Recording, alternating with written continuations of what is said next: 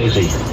Listen, I want to, before we get into some of this, I know we only have about 10 minutes or so, before we do, I want to remind people about a certain thing. Where did you go to college? I went to Yale. Where did you go to medical school? University of Michigan. And at the end of your career, what was your position? I was director of pediatric neurosurgery at Johns Hopkins. One of the great hospitals, if not the greatest hospital in the country. Isn't that what people say, sir? That's correct. You were involved in or conducted about how many operations, would you say, off the top of your head? Close to 15,000. Close to 15,000. Well, people need to hear this because there's an active attempt to character assassinate you, which is remarkable, given your background and given your expertise. And I want you to know, because you've probably been busy campaigning today and ducking all the bullets coming from the left, I mean the media, I mean the same thing.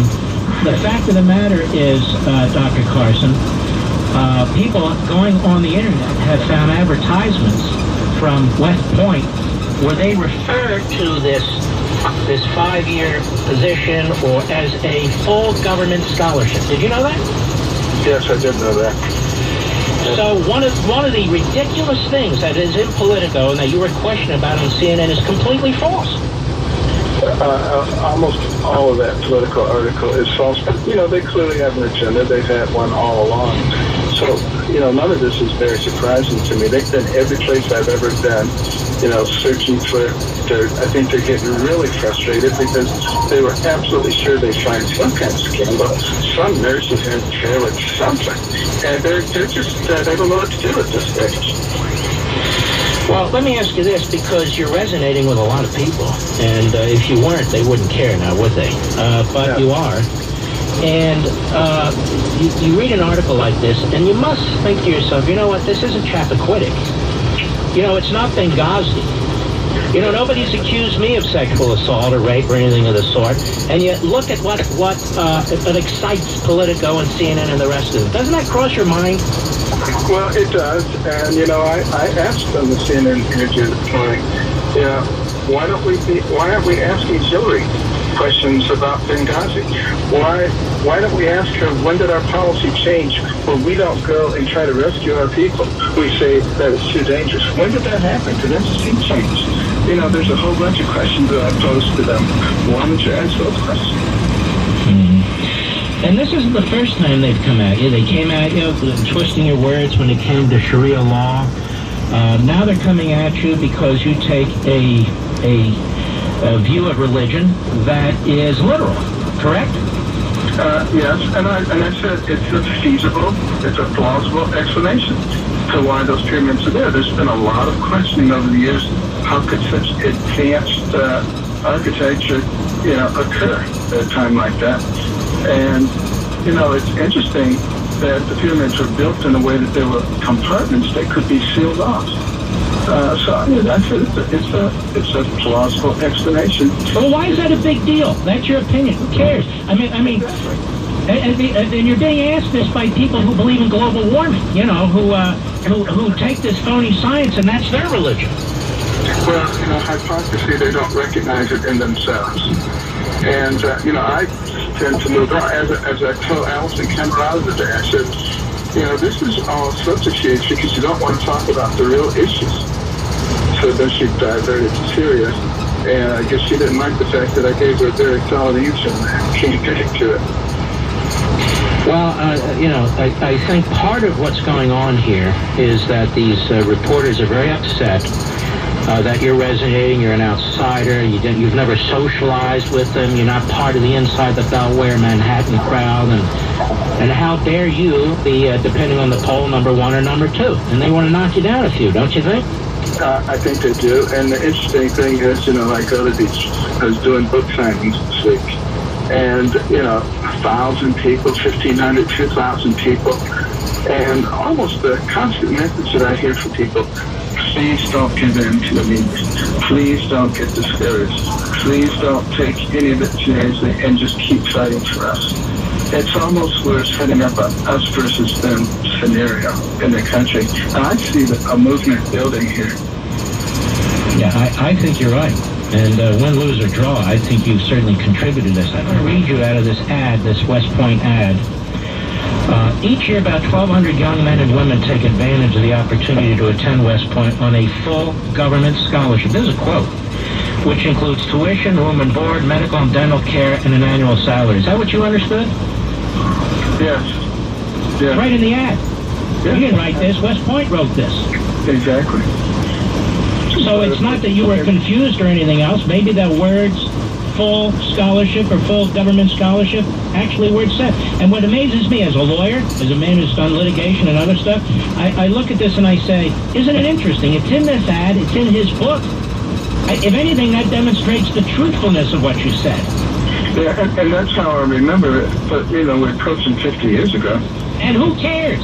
It's just that we have to deal with the damn news media who find this to be I don't know what they find it to be. It's just scratch after scratch after scratch to try and cause you to bleed.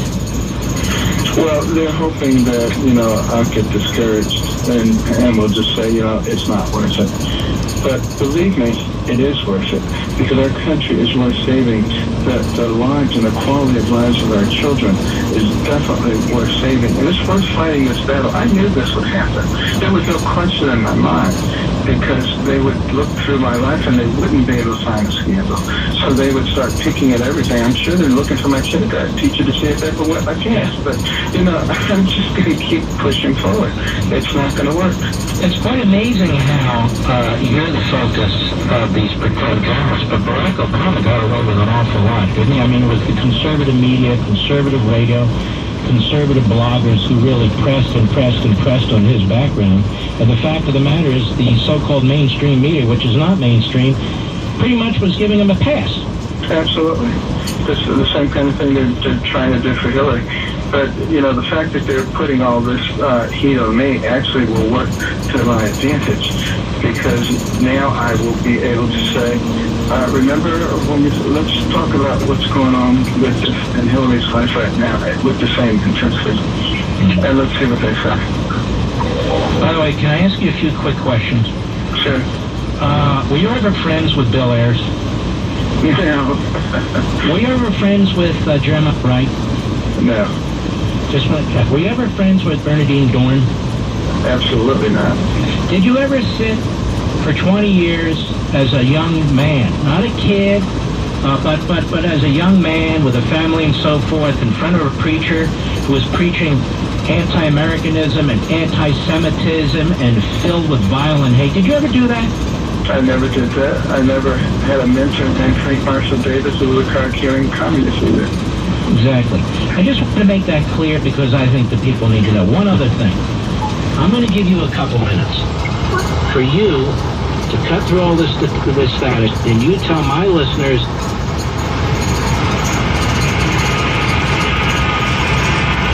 Hello? Levin. News That maybe Ben Carson and I had simultaneous heart attacks or something. Oh, he did not. I apologize. I can't control it. Anyway, please tell millions of people listening to you right now, so you have an opportunity. Just take a minute or two and tell everybody why you're running for president. It's because, you know, I spent my entire life as a pediatric neurosurgeon trying to give kids longevity and quality of life. And I was looking forward to retirement. I began to really think about what quality of life would they have if we continued down this path of destruction, of, you know, tearing our country apart with the purveyors of hatred, creating a war on everything, of having such incredible fiscal irresponsibility that we give them no chance at a quality existence, of not preparing ourselves when we have global jihadists who want to destroy us, of not taking care of our electric grid, of letting our military deteriorate.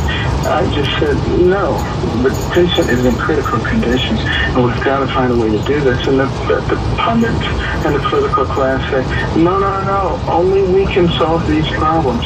But our country was designed for citizen statesmen. It's designed for each one of us to take an active role at whatever capacity. We must be educated, we must be informed, and we must be brave. recognizing that those who preceded us were willing to give everything so that we could have a chance. And now it is our turn to see what we're willing to do for the next generation. Well, beautifully put. And I'm glad you're in this race. And if people want to contact your campaign or support your campaign, where do they go? BenCarson.com. Made it real easy. BenCarson.com, BenCarson.com. All right, be safe out there and good luck. Thank you. Always great being with you. All right, you too. God bless. Boy, he sounds awfully dangerous, doesn't he, ladies and gentlemen? Oh, sounds like a fabricator. This man doesn't have to fabricate anything. It's not Brian Williams. It's not Barack Obama. All this man has to do is put his resume out. It's impressive. He went to Yale, University of Michigan Law School, I thought Kurt him said. Headed his department at Johns Hopkins, for crying out loud. This isn't a guy that has to buff up his resume. That's what liberals have to do. That's what Joe Biden had to do, which I'll demonstrate next hour. I'm going to demonstrate to you lies and liars who the media really like. Because they're liberals. And they're white. Ooh, I did say that. You know, ladies and gentlemen, you can't stop, but guess what? You don't need to live with those bags of puffiness under your eyes, and now you can get rid of them thanks to Genicel. The new Genicel plant stem cell therapy for bags and puffiness under the eyes from our friends at Chamonix.